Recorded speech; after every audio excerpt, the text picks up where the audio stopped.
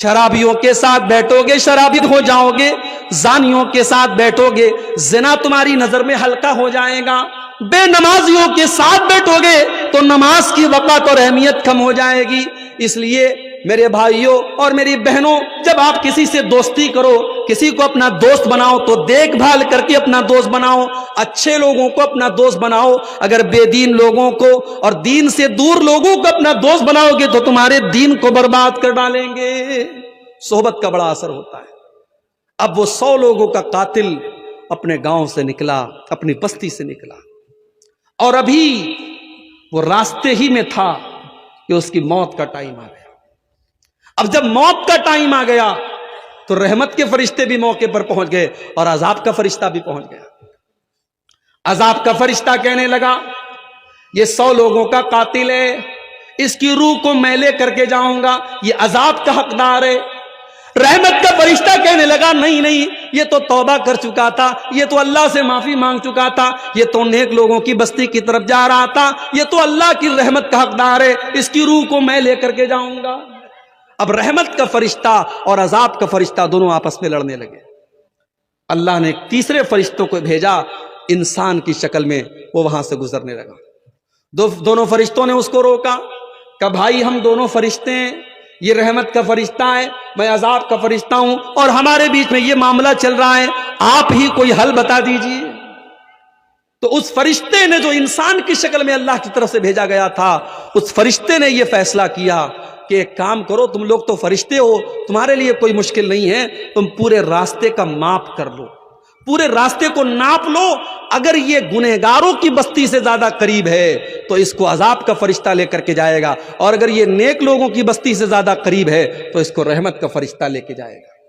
جب دونوں فرشتوں نے راستے کو ناپا ہے، حدیث کے الفاظ ہیں میرے پیارے ساتھیوں، اللہ کے نبی فرماتے ہیں کہ وہ ایک بالشت، یہ جو ہاتھ کے پنجے کا جو یہ ماپ ہوتا ہے، اس کو اردو میں بالش کہتے ہیں، ہمارے ہاں اردو میں بتا بولتے ہیں اس کو۔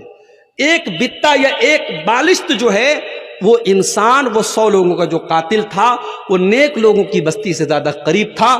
اللہ کی رحمت کا فرشتہ اس کو لے کے گیا ہے۔ اس لیے گناہ جتنے بھی زیادہ ہو جائیں، اللہ کی رحمت سے انسان کو مایوس نہیں ہونا چاہیے، توبہ کرنا چاہیے، اللہ سے معافی مانگنا چاہیے۔ مگر یہ بات یاد رکھو میرے بھائی، جب ہم کوئی گناہ کا کام کرتے ہیں، اس گناہ کا اثر ہمارے بچوں پر بھی پڑتا ہے، ہمارے اوپر بھی پڑتا ہے۔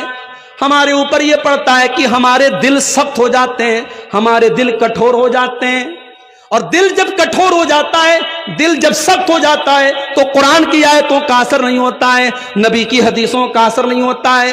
آج رات بھر جلسے ہو رہے ہیں، جمعہ کے اندر خطبے ہو رہے ہیں، تقریریں ہو رہی ہیں، مگر دل کے اوپر کوئی اثر نہیں پڑ رہا ہے، کیونکہ دل سخت ہو چکا ہے، دل کٹھور ہو گیا ہے، دل سخت ہو گیا ہے۔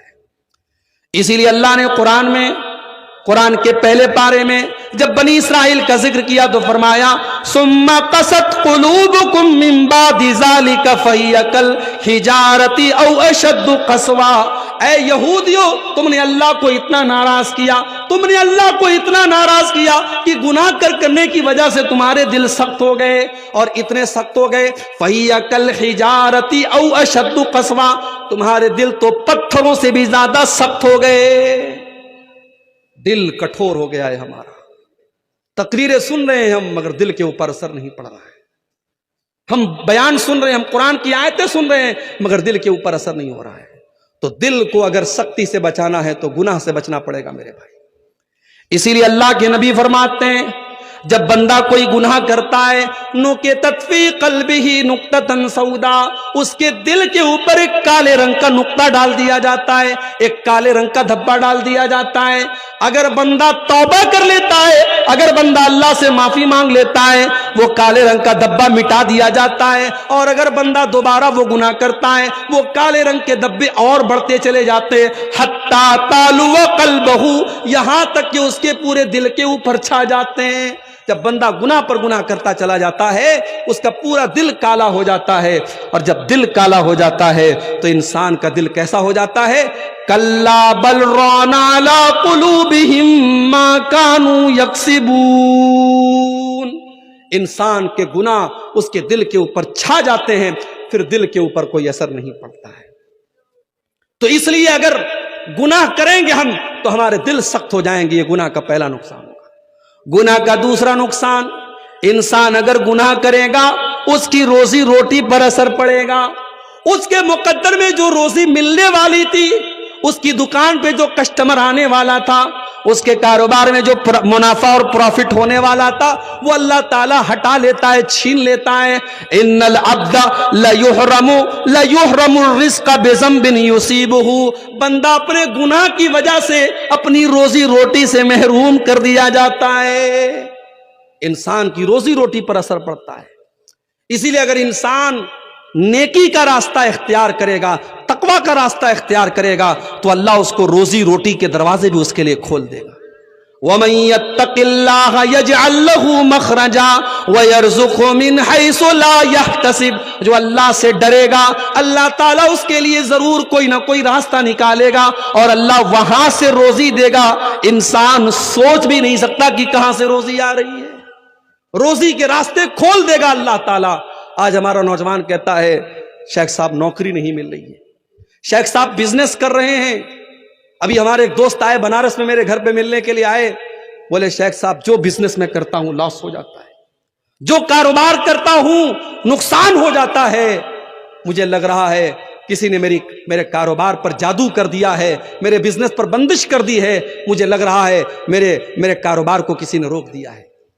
تو میں نے ان کو سمجھایا، میں نے کہا پہلے آپ غور کیجئے، کہیں ایسا تو نہیں کوئی گناہ کا کام ہو رہا ہے گھر کے اندر، کوئی اللہ کو ناراض کرنے والا کام تو نہیں ہو رہا ہے. اگر انسان گناہوں کی دنیا میں اور گناہوں کے دلدل میں اگر پڑا ہے، گھر میں زنا ہو رہا ہے، گھر میں بے حیائی ہو رہی ہے، گھر میں گانا بج رہا ہے، گھر میں اللہ کو ناراض کیا جا رہا ہے، تو آپ کے بزنس پر اور آپ کے کاروبار پر اس کا برا اثر پڑے گا میرے بھائی. کیونکہ اللہ کے نبی فرماتے ہیں ان العبد لیحرم الرزق بذنب یصیبہ، بندہ اپنے گناہ کی وجہ سے اپنی روزی سے محروم ہو جاتا ہے.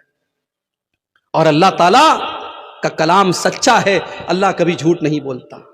اللہ نے قرآن میں فرمایا وَلَوْ أَنَّ أَهْلَ الْقُرَىٰ آمَنُوا وَاتَّقَوْا لَفَتَحْنَا عَلَيْهِمْ بَرَكَاتٍ مِّنَ السَّمَاءِ وَالْأَرْضِ، اگر یہ بستی والے، اگر یہ گاؤں والے، اگر یہ ایمان والے بن جائیں، یہ اگر متقی اور پرہیزگار بن جائیں، تو ہم آسمان و زمین کی برکت کے دروازے ان کے اوپر کھول دیں گے، برکتوں کے دروازے کھل جائیں گے. میرے بھائی صحابہ کو دیکھو، صحابہ نے چھوٹا چھوٹا بزنس کیا تھا.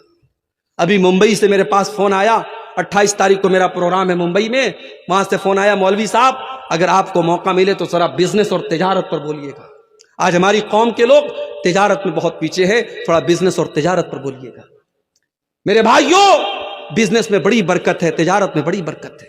ایمانداری کے ساتھ اگر آپ بزنس کریں گے اللہ برکت دے گا. لیکن ہاں حرام چیز کا کاروبار کریں گے، حرام چیز کا بزنس کریں گے، ہو سکتا ہے آپ کا مکان بہترین بن جائے، ہو سکتا ہے آپ کے گھر میں ٹائلز لگ جائیں، ہو سکتا ہے آپ کے گھر میں ماربل بچ جائے، ہو سکتا ہے آپ بہت پیسے کما لیں، مگر اس پیسے میں برکت نہیں ہوگی اور آج نہیں تو کل آپ کو پچھتانا پڑے گا. اس لیے جب بزنس کرو تو پتا کرو میں جو بزنس کرنے جا رہا ہوں یہ صحیح ہے کہ نہیں ہے، یہ حلال ہے کہ نہیں ہے. آج ہماری پرابلم یہ ہے ہم بزنس جب کرنے لگتے ہیں، بزنس شروع کر دیتے ہیں، اس کے بعد ہم مولوی صاحب سے پوچھتے ہیں مولوی صاحب یہ بزنس میں نے شروع کر دیا ہے، یہ صحیح ہے کہ نہیں ہے. اب ہم مولوی صاحب سے فتویٰ نہیں پوچھ رہے ہیں، ہم مولوی صاحب کے منہ سے اگلوانا چاہتے ہیں کہ مولوی صاحب کہیں سے کوئی راستہ نکال دے کہ یہ صحیح ہے. اگر مولوی صاحب نے کہہ دیا نہیں یہ غلط ہے تو ہمیں لگے گا یہ مولوی تو ہمارا دشمن ہے، یہ تو ہمارے کاروبار کے پیچھے پڑا. ہم دوسرے مولوی کو پکڑیں گے، تیسرے مولوی کو پکڑیں گے اور ہم کوشش کریں گے کہیں سے ہمارے من کی بات نکل جائے. ہم فتویٰ کم پوچھتے ہیں اور مولوی کے منہ سے اپنے من کا جواب نکلوانے کی زیادہ کوشش کرتے ہیں. میرے بھائی اگر آپ ایماندار ہوتے تو کاروبار شروع کرنے سے پہلے آپ مولوی صاحب سے پوچھتے مولوی صاحب میں یہ کاروبار کرنا چاہتا ہوں، یہ صحیح ہے کہ نہیں ہے، یہ جائز ہے کہ نہیں ہے. اسی لیے حضرت عمر فاروق جب مدینہ کے مارکیٹ میں جاتے تھے تو صحابہ سے کہتے تھے ہمارے مارکیٹ میں وہی کاروبار کرے گا جو حلال حرام کو جانتا ہے، جو جائز ناجائز کو جانتا ہے، جو صحیح اور غلط کو جانتا ہے، وہی کاروبار کرے گا، ہر کوئی کاروبار نہ کرے. میرے بھائی کاروبار میں بڑی برکت دی اللہ تعالیٰ نے. جب اللہ کے نبی مدینہ پہنچے، بڑے غور سے سننا میرے بھائیوں، جب اللہ کے نبی مدینہ پہنچے آپ کو پتا تھا مکہ کے مہاجر بیچارے بے سہارا ہیں، ان کے پاس ابھی کوئی بزنس نہیں ہے، ان کے پاس ابھی کوئی گھر نہیں ہے، آپ نے مدینہ کے انصاری صحابہ کو اور مکہ کے مہاجر صحابہ کو نام لے لے کر کے بھائی بنا دیا، ایک ایک کا نام لے لے کے بھائی بنایا، یہ مدینہ کا انصاری ہے، یہ مکہ کا مہاجر ہے، یہ دونوں ایک دوسرے کے بھائی بھائی ہیں، دونوں کا ہاتھ اٹھا کر کے اللہ کے نبی نے بھائی چارہ کرا دیا۔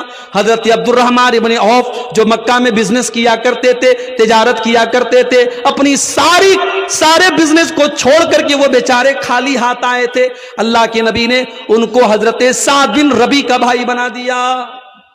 حضرت سعد بن ربی آئے اپنے بھائی کے پاس، کہا عبد الرحمن آپ میرے بھائی ہیں، نبی نے آپ کو میرا بھائی بنایا ہے، اے عبد الرحمن یہ میرا گھر ہے، آج سے میں 2 حصے کر دیتا ہوں، آدھا آپ لے لیجیے آدھا میں لے لیتا ہوں۔